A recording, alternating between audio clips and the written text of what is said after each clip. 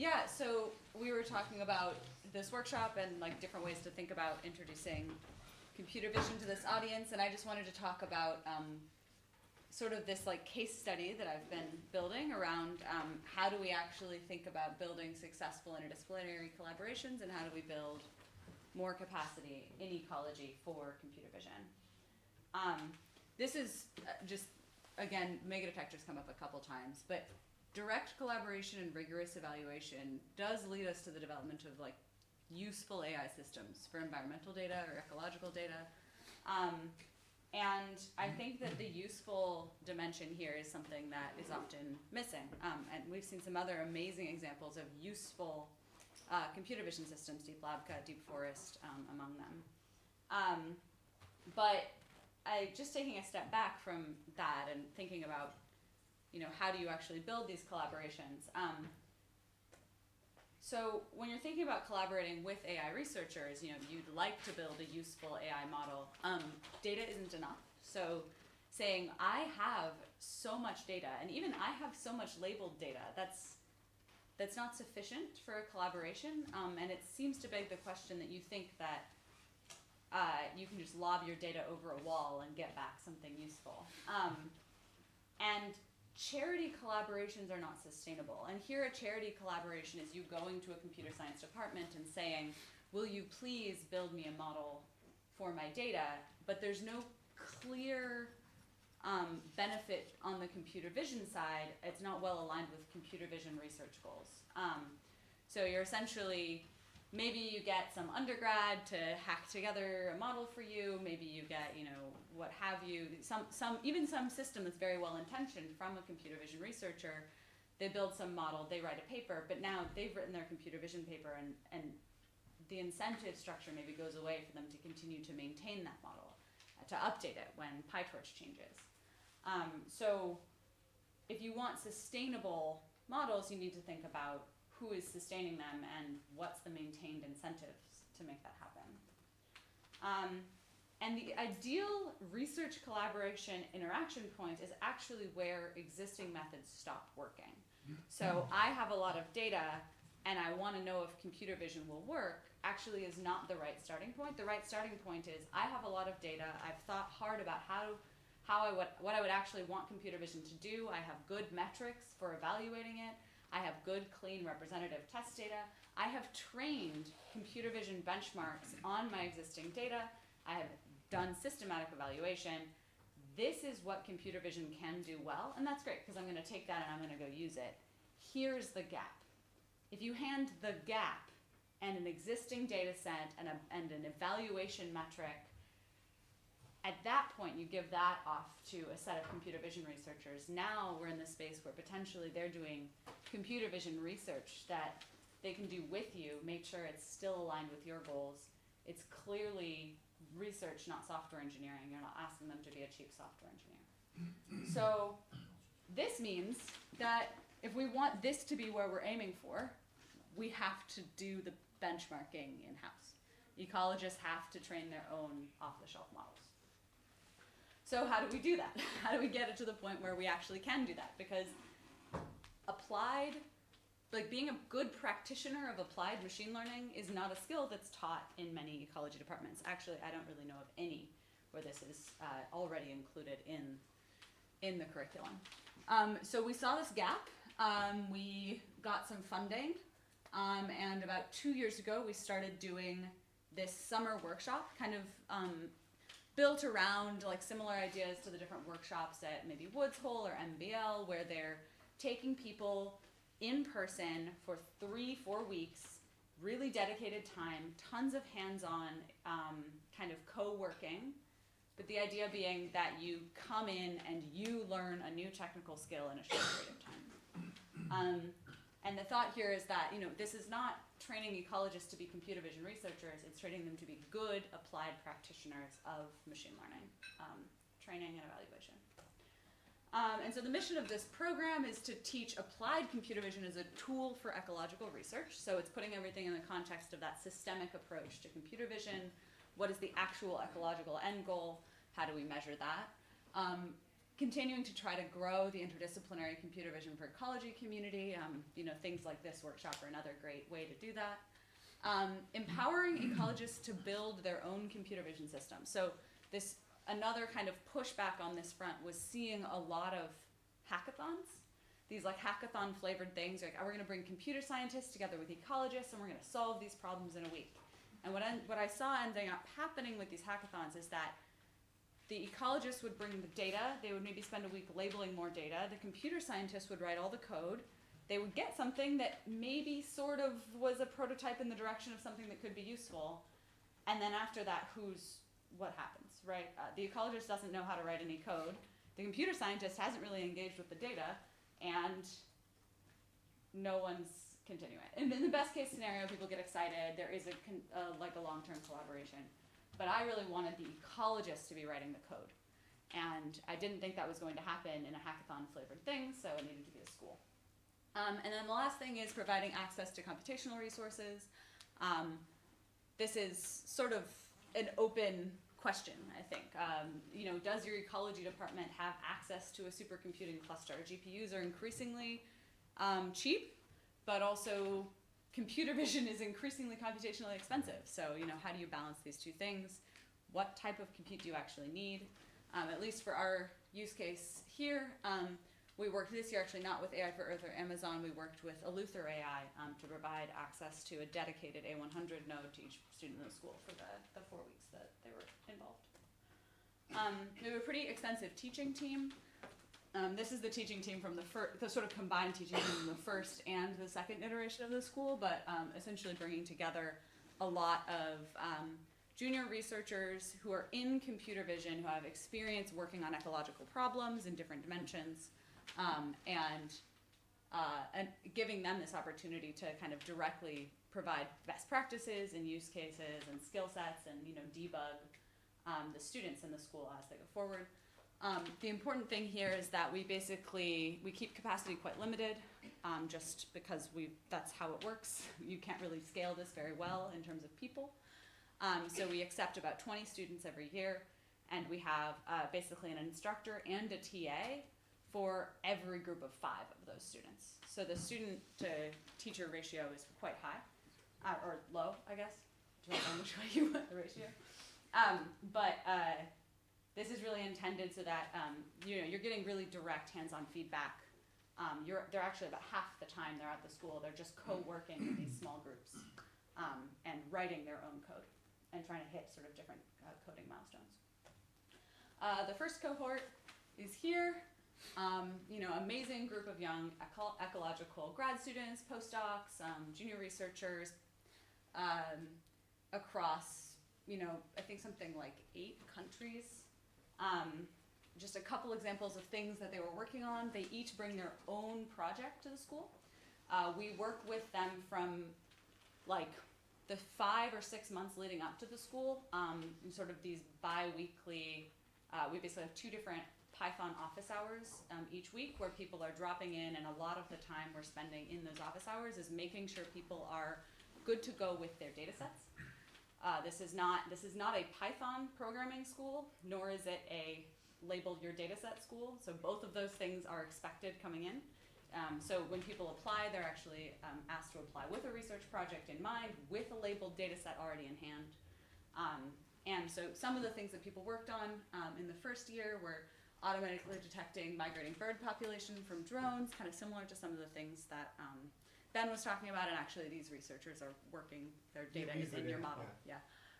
Identifying beaked whale species from echolocation clicks, or individual identification of brown bears from camera trap videos, which I know Alex has also worked on brown bear ID, so. And here's just like maybe 2 examples of specific projects that have already had an impact. So one was looking at counting walrus from satellite imagery across the Arctic, detecting the haulouts, these massive groups of walrus in satellite imagery. And they've started to deploy this model, and ecologists are then able to study walrus populations in near real time across the Arctic, because they're using close to real time updated imagery from the planet. And then that gives them this ability to analyze the current status and monitor change over time. Another one, Tiziana, was a postdoc working with this urban wildlife network looking at adapting camera trap classification models for urban species because she saw this notable sort of degradation in accuracy when it comes to things like domestic dogs or raccoons. She found that the models that she trained worked much better for the urban environments than previous state-of-the-art, and their models are currently being implemented within that urban wildlife information network. So both the sort of analysis that she did and the models she trained are currently being used. This year we had our second iteration of the school. We learned a lot from the first iteration. One of the things that we started to sample for even more aggressively was Python skill. The first time around, we thought that we could say, if you're a really good R programmer and you promise you're going to learn Python before you show up, then we'll accept you. We learned that everyone is really well-intentioned, but that often doesn't happen. And the number one factor in terms of ability to make progress in 3 weeks is Python literacy. So we started to select much more for proof of Python coming in. This really begs the question of why doesn't a school like this exist for Python for ecologists? But we really just can't teach both things in 3 weeks. This just wrapped up a couple weeks ago. It was awesome. And this year, actually, because of sort of maybe different selection criteria, we also were selecting for more data readiness. Students were able to make really good progress in 3 weeks. And this cohort, every single student by the end of the 3 weeks had a model that they had evaluated, that they had iterated on, that they'd made improvements on, and a plan for deployment, which was amazing. Just a couple things that people were looking at, detecting invasive rodents on islands in real time on edge-based cameras, identifying overexploited songbird species in marketplaces in these sort of very crowded, occluded images, and determining phytoplankton community structure. Digging into 2 projects that I thought were quite cool. So Kara Apple was building multimodal, multi-species monitoring in the Pacific Northwest. They have this large network of bioacoustic sensors that they've been increasingly adding camera traps to. And this is enabling them to expand the existing infrastructure for spotted owl monitoring to include large and small mammals. So they had both outward-facing and downward-facing cameras. And then this one I loved because it was one of the first projects where someone was explicitly looking at bycatch. This was Chris Roberts, who's at University of New South Wales in Sydney, and he was detecting kelp occurrences in the background of a naturalist photos. I love this project because it's a precision project. So any new kelp occurrence with high precision is new data. It's a new occurrence record that you can use in an occupancy model. And there is nothing any different when you think about sampling strategy versus like normal, a naturalist, weird, presence-only sampling strategy. So this was really exciting, and he was able, even with very, very limited labeled data, to train a kelp model that clearly looking at GradCam is looking at the kelp. It's not just identifying fish that are maybe often seen with kelp.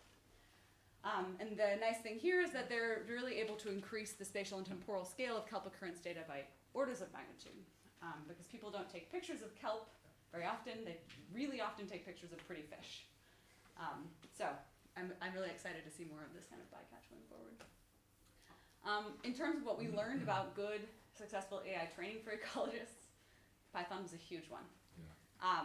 It turns out this is, it's just one of these things. Like, I thought that if you could program in R, like if you're a really amazing R programming expert who builds statistical models in R, that Python would be such an easy transition. Because I'm like, well, Python's way easier than R. It turns out just the way you think about writing code is so different. Like object-oriented programming as a concept is like a huge bottleneck or a huge barrier. So what we really found is that just getting people to think in a Pythonic way was a much larger challenge than we had anticipated. And if you're interested in some of these like learnings, after the first iteration of the school, we actually wrote like a archive, just quick white paper on basically how to teach computer vision to ecologists. What were the kind of biggest takeaways?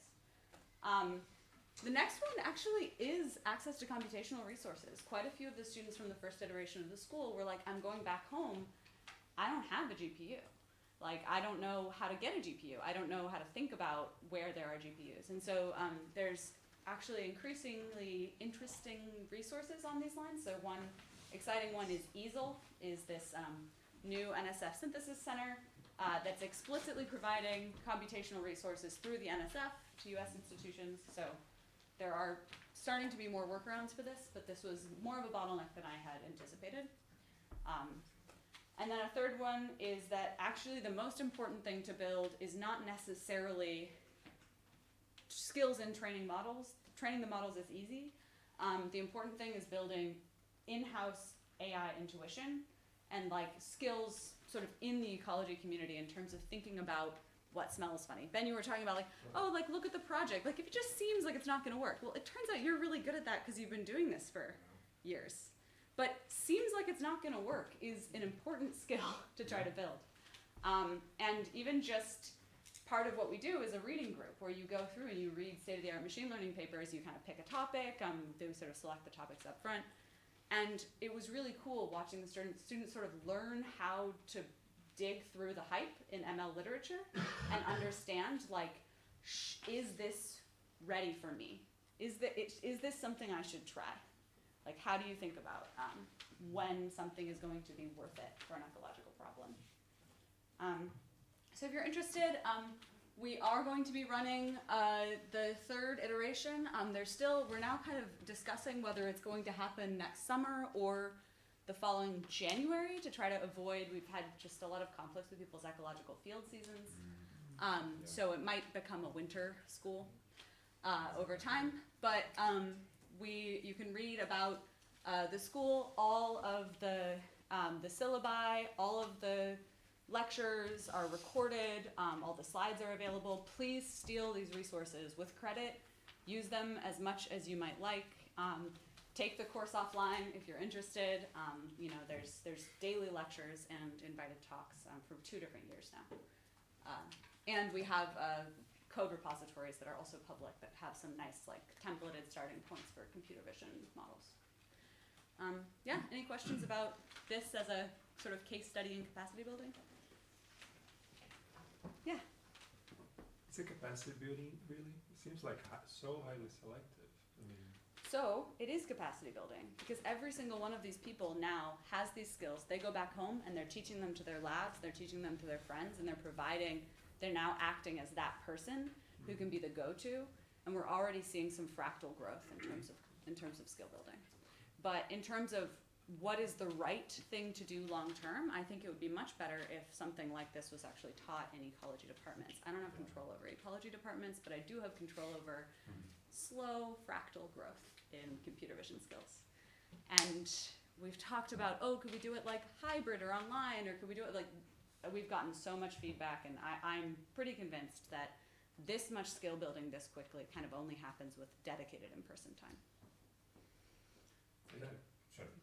But actually, I'd also love to see more of these. So I know that there's potentially interest in starting one in India, and also the African Institute of Mathematical Sciences has like an AI for Science Masters that's now going to include like a 2-week conservation-focused component that's going to be pulling from this curriculum. So hopefully there's also opportunities to grow it that way.